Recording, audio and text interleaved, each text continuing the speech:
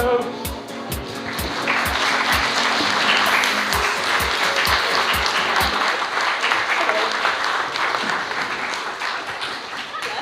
You may have to slide your chair along, I think, without falling off.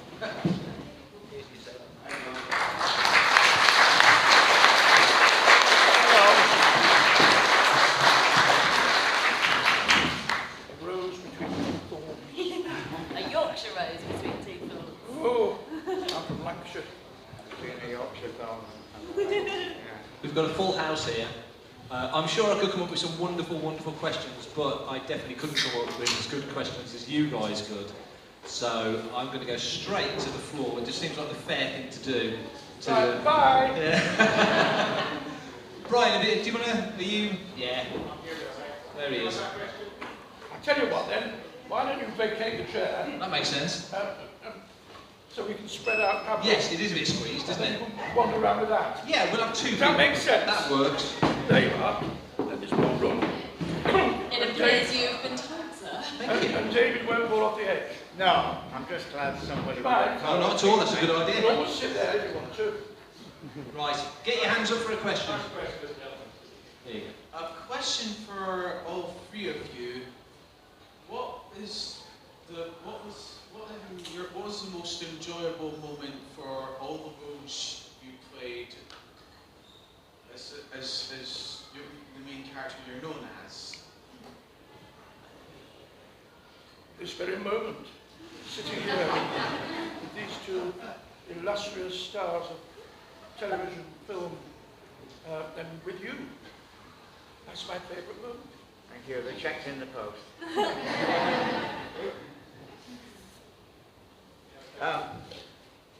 Well, I know this is a kind of Harry Potter event, but I have to say, for me, being given the privilege of doing William Hartnell in Adventure in Space and Time, and doing it under the similar studio conditions as the original in 1963, working very quickly, 3.5 weeks, to get this thing done, and the great script, and the pleasure of playing such an interesting, complicated man.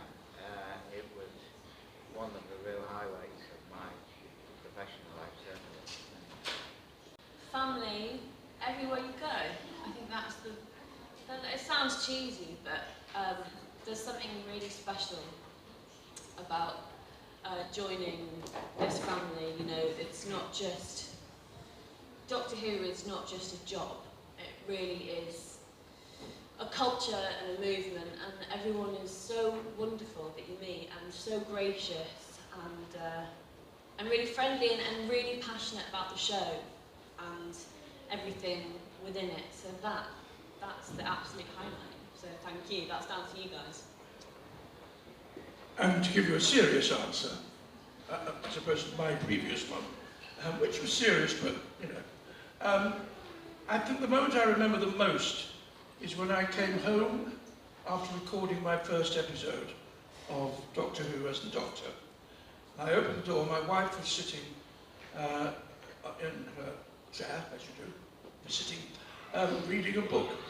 And I came in and I spread my arms wide and I said, "I am the Doctor." And she said, "That's nice, dear. Could you put the rubbish out?" And I thought, that encapsulates an actor's life in one sentence. And I learned a lesson there and then. And that truly was a magical moment. I think later on she said, "Did it go all right?" But Doctor Who provides so many moments. And, some of them are at events like this, when someone tells you a story about what Doctor Who as a programme has meant for them. And to have been a part, I mean, to have someone tell me that my doctor saved him from killing himself. And I actually had someone tell me that. Well, if there was ever a justification for the job we do, that one moment provided it. This is a programme that has the potential to do that, because people, not just watch it, well, lots of people watch it casually, but there are so many of you that watch it avidly, and because of what it's about the thing we're all looking for, someone who makes things right. That's what the greatest fiction ever has been about. It's about that masked stranger who rides into town, you know, hey Tonto, or the Lone Ranger, or Don Quixote, whoever you like, but just someone who can lift your life from where it was into something better. And even though it's fiction, Doctor Who has the potential to do that, and I'm proud to be part of that. Next question. Next one. There. This one's for Paul Baker. I'm wondering, what did you think when Big Finish first approached you about making audio stories for them? What did I think when Big Finish approached me? Well, because I knew all the people involved, Gary Russell originally and Mick Briggs, people like that I'd known on the periphery of Doctor Who, who've been fans for years, but were making their way on the fringes of the business as writers, as doing audio drama and stuff. I jumped at the chance because I'd always felt that my Doctor never got the fair crack of the whip, if you like, and the opportunity to take old 60 on the rest of his curve, for me was a very welcome invitation. And the same was true of Peter and Sylvester. They didn't think about it, they just said yes. And we three were the kind of trailblazers. Tom, for instance, was asked at the same time, and politely declined, if saying, well, they sent me a script, but it fell into the fire, is how he said no. And then, hey presto, 20 years later, it's doing awfully well. Oh, well, maybe I will. Fair enough, we all arrive at our own personal perdition, don't we? He chose his path. There was a point when, before Tom rejoined the horde of Doctor Who's, that I had done more Doctor Who stories than any other Doctor because of Big Finish. Because Tom had done a lot on television, but I've done over 100 Sixth Doctor audios for Big Finish now, and loved every minute of it. And if any of you in this room, heaven forfend, have not availed yourself dipping your toes into the waters of the Big Finish Doctors, then I urge you to do it. It'll cost you a fortune, because once you've bought one, you'll want them all. But the detail that they go into, and the post-production values, that how they can afford to do it, I don't know. But they will spend 10 times as much time on the post-production than the BBC are able to do. And because each voice is recorded in a separate booth when we record it, they can do anything to the quality of the voice, the atmosphere, the interaction. And the end result, I'm astonished sometimes. Because they send me a copy when it comes out, which is usually a year or two after it's been recorded, by which time I've completely forgotten the story. So I listen to it in the same way as you would, wondering, how am I going to get out of this? Oh, yes, I remember now. So, good old Big Finish. Thank you for your question.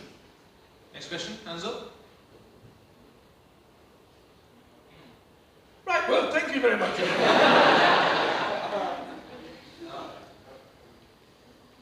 got one over there?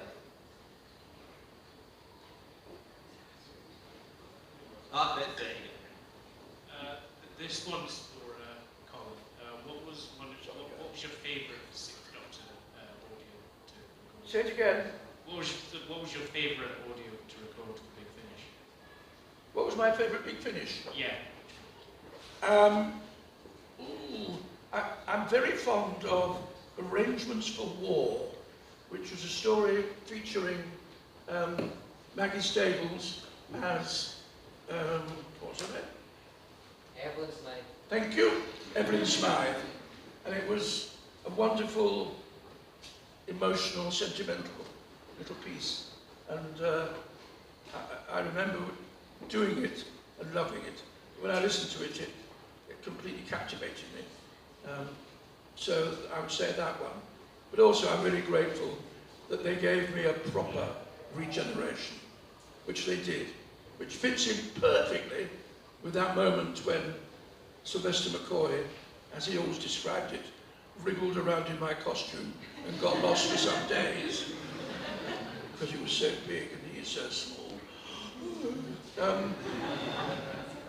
So the Big Finish gave me that, and a great script by Nicholas Briggs again.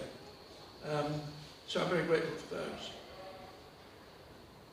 And for all three of you, was there a moment in your life that Doctor Who's impacted on in an unusual way? You know, it's a huge franchise. Is there something that's kind of, you thought, wow, I saw a Doctor Who moment?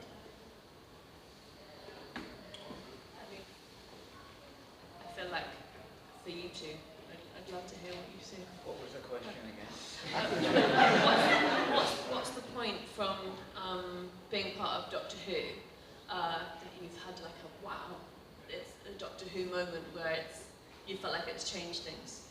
Right. Well, because I'm young enough to remember William Hartnell's Doctor, he was my first one, and the thought of ever even meeting a Doctor Who, I think the first one I met was Tom Baker, because Princess Leela was Louise Jameson, who I shared a flat with in London. So I met Tom through her, and I thought, I've met Doctor Who. But the thought of, and even when I did Dinosaurs on a Spaceship, I could see the TARDIS, the police box, in the corner. I was thinking, that's it. I thought that's the nearest. It didn't even feature in the show. And I thought that's the nearest I'm ever going to get to being near the Doctor, because I was playing a space pirate with Matt Smith. And then little did I know that Mark Gatiss was lurking in an alleyway with a script, and that was it. It was a gobsmacking moment when he asked me.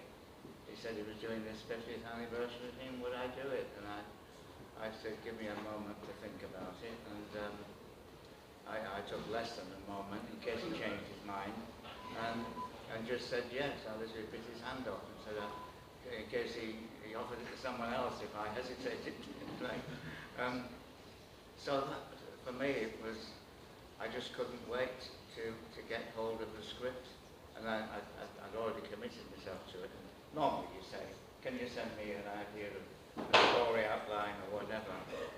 And the fact that I was in something that wasn't only about Doctor Who, it was a piece of BBC history and the story of a very complicated man, and I'm glad that Mark made him into the, didn't try and whitewash him or try and make him into just a pioneering actor who created this part. It was so much about the man as well, and that was quite gobsmacking for me when he tapped me on the shoulder and asked me.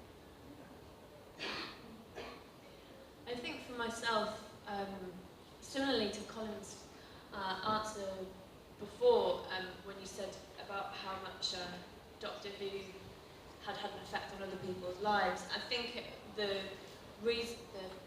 first moment of going, wow, this is bigger than me, and this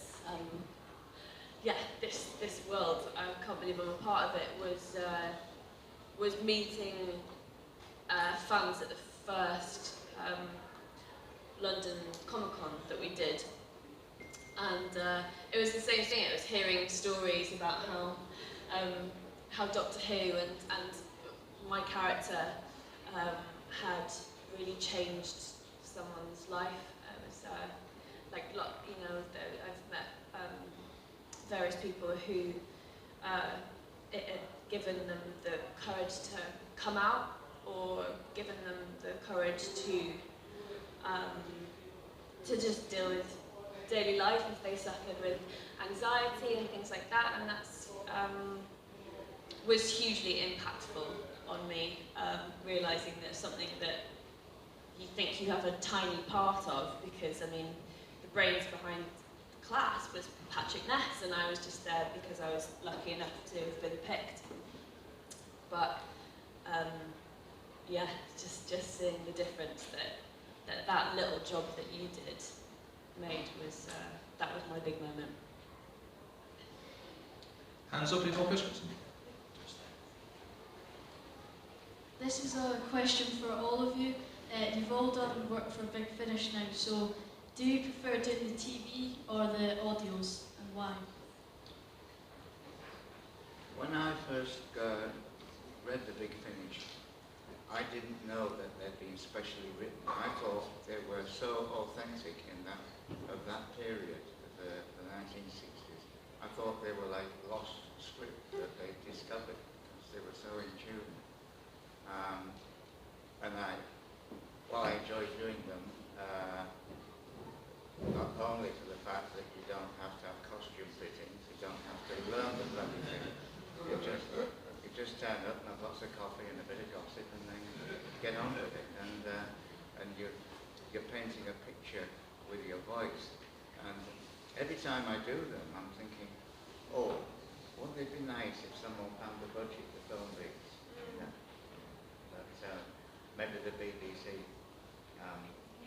wouldn't stretch to that. But I just think there would be a market to film all the Big Finish if someone was brave enough and rich enough, like Netflix or Sky or something. I pray that they don't. Really? Well, think about, sometimes I'm sitting at my table selling autographs, and my picture is lying there on the table.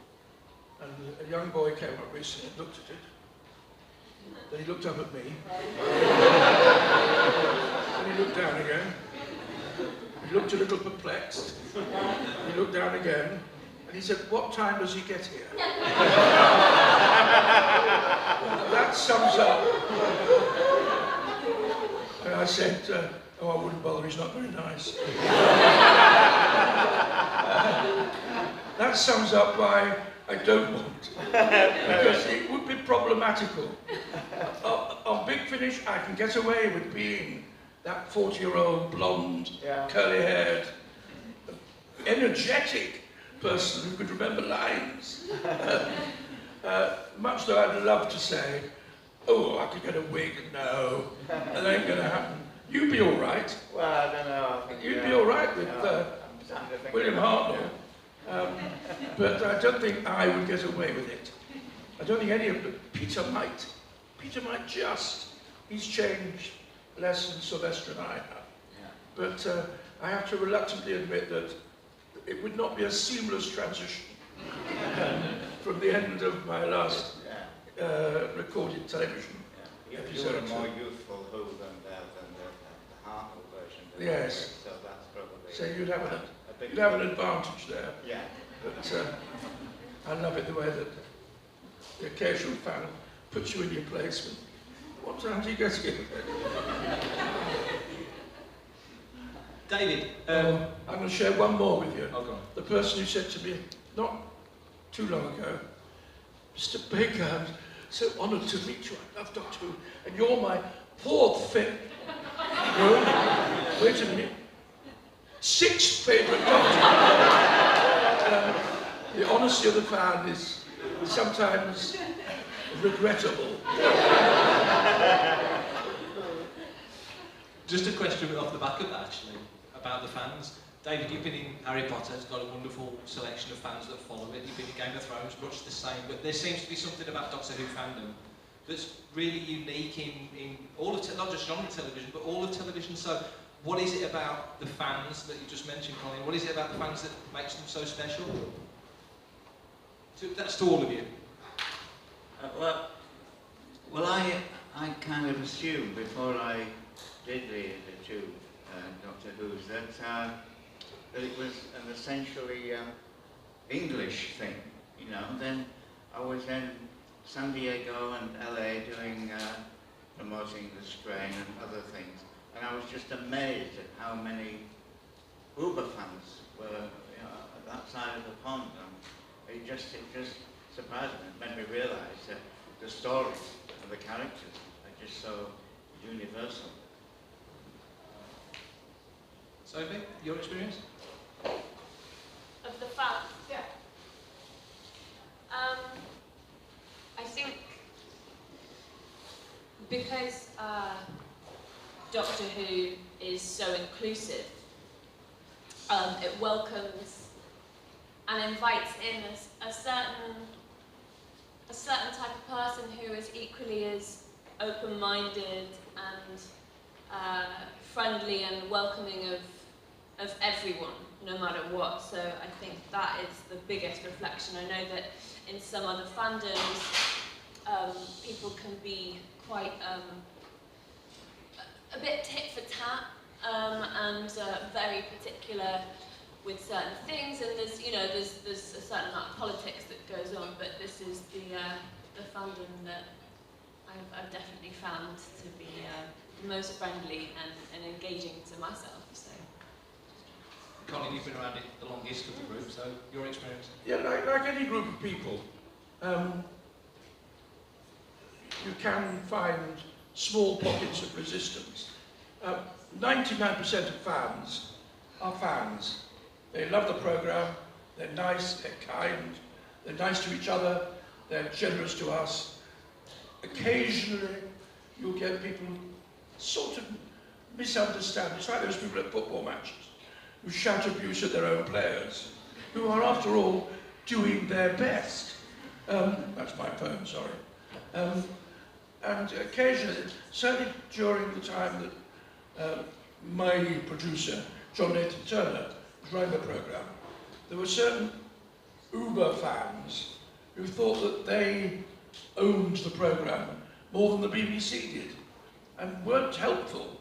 That they would do things that would not aid the programme to move forward sensibly. But that is very rare. Most fans love the programme, but I bet you, if I took each one of you in this room into a corner, you'd be tempted to say, yeah, but I never really liked that companion, or those episodes were awfully written. I quite like universal love. We love it all. Who's your favourite Doctor? All of them. But then I would say that, wouldn't I? Just in the back here. This is more a question for Colin and David. You both had quite significant, well-known roles. You both had quite significant, well-known roles. As actors, how do you move on from those significant, well-known roles and do something new afterwards?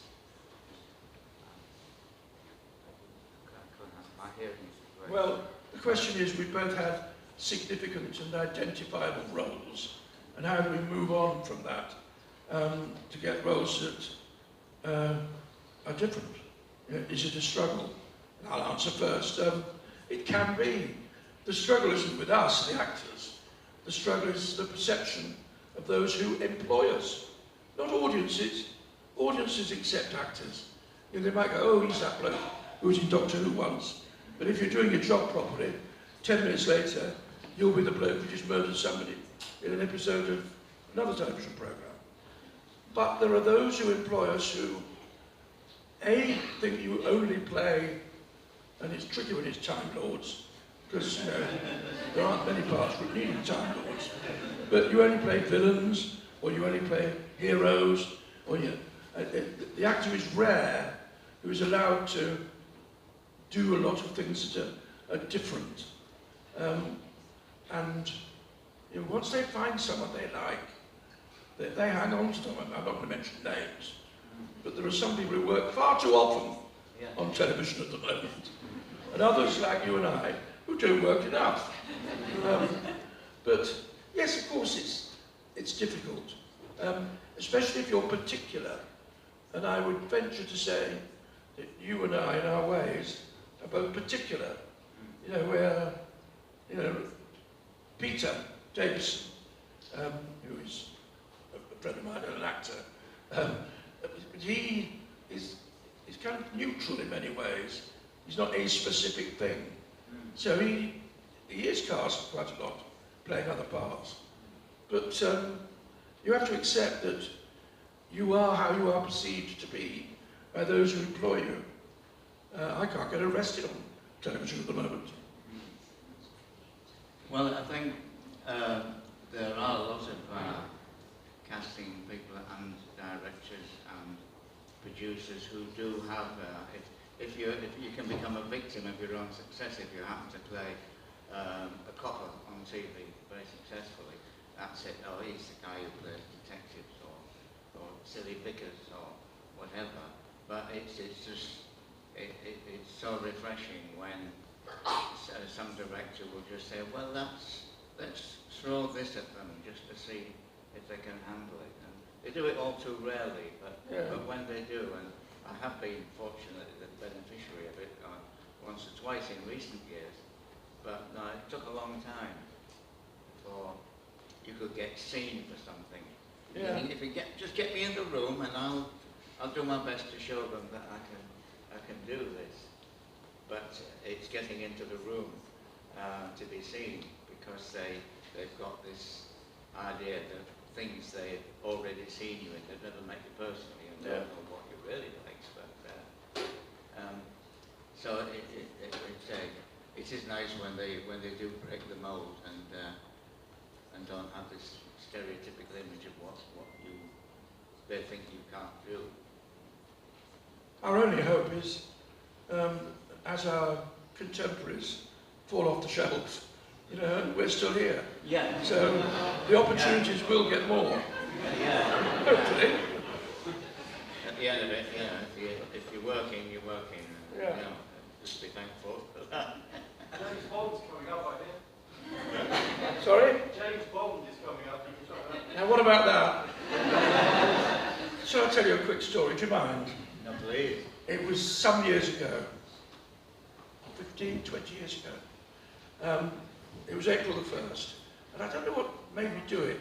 I rang my own agent, and I said, I'll call him Mr. Smith, I won't embarrass him. Are you Colin Baker's agent?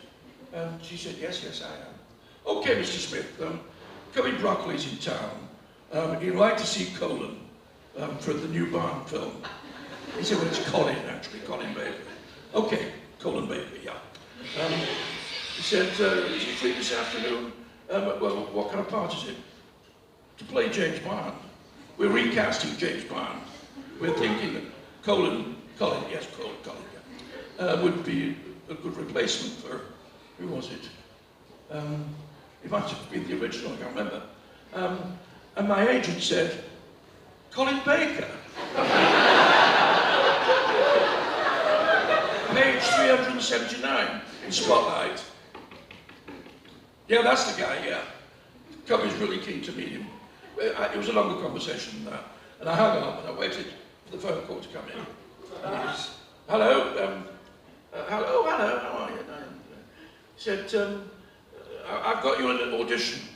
I've got you an audition to meet a guy called Howard Schwarzenheimer, who is Cubby Broccoli's assistant, at 3:30 this afternoon at the Dorchester Hotel. I said, oh no, I've told Marion I'll go to Astor. He said, what? I said, I can't. I promised my wife I'll go to Astor. And he said, you what? I said, was it that guy, Howard Schwarzenheimer? Yeah. Yeah, he's always doing that. And I did the voice again. He was really angry. My agent was really cross. I thought it was quite funny. So who is this ex-agent? Barry Burnett. Oh, right. He's still my friend. He's retired now. But if you want to, you have to be careful when you do those gags, because they'll go, who? Not him, surely. Unbelievably, we have run out of time. Oh, sorry. It's criminal. But sadly, can we have a big, massive round of applause for our